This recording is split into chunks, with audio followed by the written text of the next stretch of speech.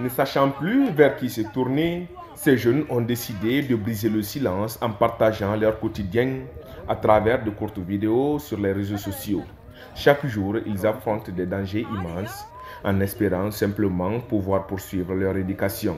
Parmi eux, Mama Issata Bangoura et Safiatou Souma, toutes deux en classe de 10e année, qui témoignent avec courage leur combat quotidien pour un avenir meilleur. Ça nous fatigue beaucoup parce que chaque matin, il faut toucher la boue pour avoir accès à la pirogue avant de traverser. Et il y a beaucoup de risques dedans, mais on n'a pas de chance. C'est notre avenir qui est en jeu.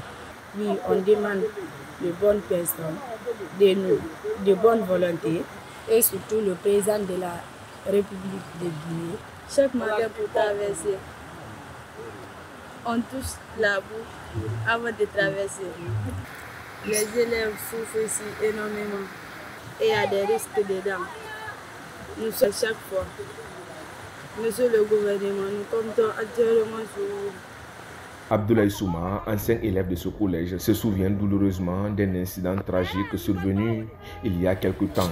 Un groupe d'élèves a failli perdre la vie lors d'une traversée, un drame qui aurait pu être évité avec une infrastructure adéquate. L'autre fois, les élèves étaient embarqués dans la pirogue et comme la température de l'eau est très élevée, l'eau a voulu faire remporter la pirogue. Mais comme il y a des bonnes personnes qui étaient à côté, ils ont venu faire l'aide. Donc depuis ce jour, on cherche quelqu'un qui peut venir nous aider. On demande l'aide à toutes les bonnes personnes. On demande le sous-préfet et on demande le préfet de Boufa et le président Mamadi Doumbouya avec son gouvernement de venir aider la population de Tunifili.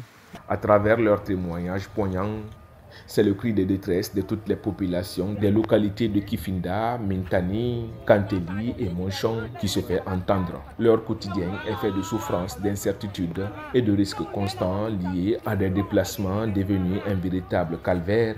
Les regards des citoyens se tournent désormais vers les autorités dans l'espoir sincère de voir enfin la construction d'un pont qui redonnera espoir à ces jeunes et leurs familles et leur permettra d'accéder à l'éducation dans de meilleures conditions.